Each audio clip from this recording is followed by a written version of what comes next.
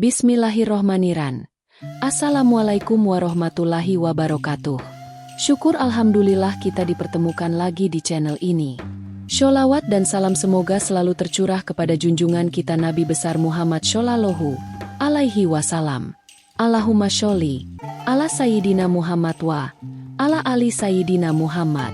Semoga saudaraku semua selalu diberi kesehatan, dilapangkan rezekinya, dan diampuni dosa-dosanya. Amin ya Rabbal Alamin. Sahabat beriman yang dirahmati Allah, hari ini kita akan membahas tentang ayat kursi, ayat ke-255 dari surah Al-Baqarah. Ayat ini memiliki banyak keistimewaan dan keutamaan ketika dibaca, tetapi ternyata ada waktu-waktu tertentu yang terlarang untuk membacanya. Maka penting bagi kita untuk memahami kedudukan ayat kursi di dalam Al-Quran, keutamaannya, serta apa hukumnya bila kita membaca di waktu yang tidak diperbolehkan. Ayat kursi adalah ayat yang paling agung di antara ayat-ayat lain dalam Al-Quran.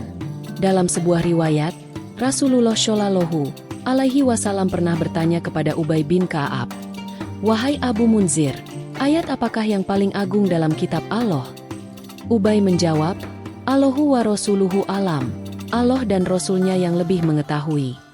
Nabi mengulangi pertanyaannya. Lalu Ubay menjawab dengan membaca ayat kursi. Mendengar itu, Nabi Shallallahu alaihi wasallam menepuk dadanya sambil berseri-seri bahagia. Mari kita bersama-sama membaca dan merenungkan makna ayat kursi. Allahu la ilaha illahu, al-hayyul qayyum, la ta'khudhuhu sinatu wa la naum, lahu ma fis samawati wa ma fil ard, man zaladzi yashfa'u indahu ila abaizni. Yalamu ema baina aidihim wa ema halfahum, wala yuhituna bi syai'in min ilmihi illa bima syaa wasi'a kursiyyuhu samawati wal ard, wala yauduhu hifzuhumaa wa huwal aliyul adzim. Artinya, Allah, tidak ada Tuhan selain Dia, yang maha hidup, yang terus-menerus mengurus makhluknya, tidak mengantuk dan tidak tidur. Miliknya apa yang di langit dan di bumi. Tidak ada yang dapat memberi syafaat di sisinya tanpa izinnya. Dia mengetahui apa yang di hadapan mereka dan apa yang di belakang mereka. Dan mereka tidak mengetahui apapun dari ilmunya melainkan apa yang Dia kehendaki. Kursinya meliputi langit dan bumi. Dan Dia tidak merasa berat memelihara keduanya. Dan Dia maha tinggi, maha besar. Quran Surat Al-Baqarah 255. Mengapa ayat ini begitu agung? Karena ketika ayat ini diturunkan di Madinah, ribuan malaikat turun mengiringinya. Ayat kursi adalah pondasi dari hukum-hukum Allah, simbol kekuasaannya, dan penegasan akan sifat-sifat ketuhanannya. Ada banyak keutamaan membaca ayat kursi.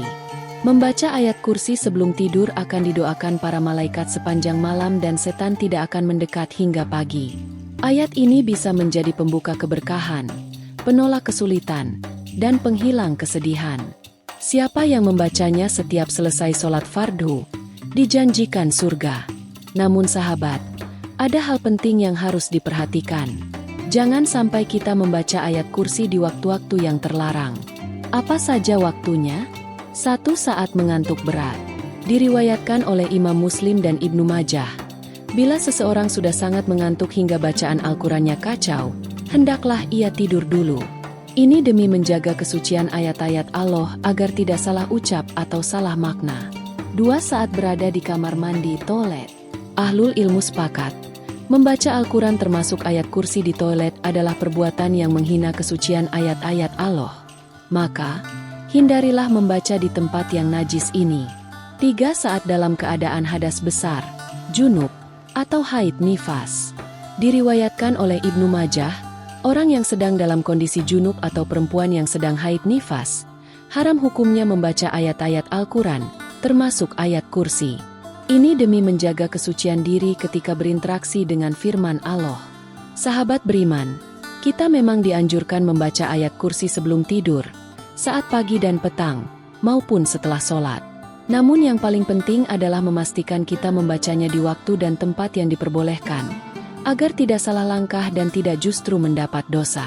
Semoga Allah selalu membimbing kita dalam kebaikan, mengampuni dosa-dosa kita, dan memasukkan kita ke dalam golongan orang-orang yang selalu memuliakan ayat-ayat-Nya. Amin ya Rabbal Alamin. Demikian yang bisa saya bagikan. Semoga bermanfaat. Wassalamualaikum warahmatullahi wabarakatuh.